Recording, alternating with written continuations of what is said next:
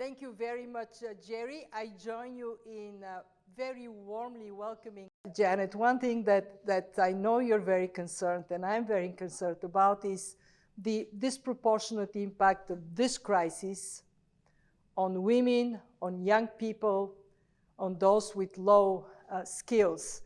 Some are now talking about She-cession, a recession that impacts women. There is probably also a youth session to look into.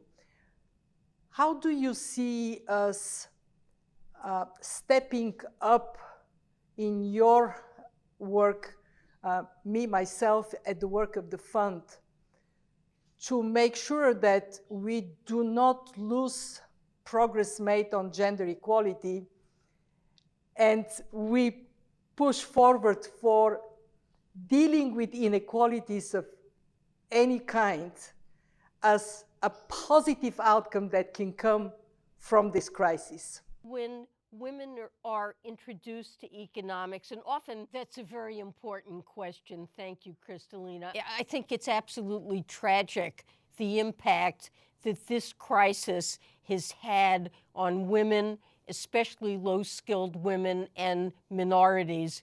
In the United States, we've been talking about this as a K-shaped crisis.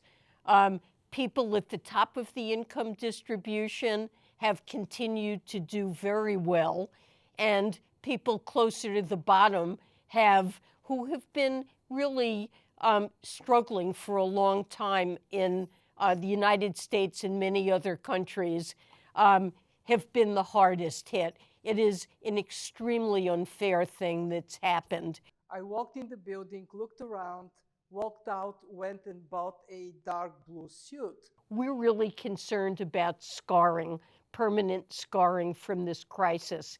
And it's focused us very heavily on doing everything we can to get back on track as quickly as we can.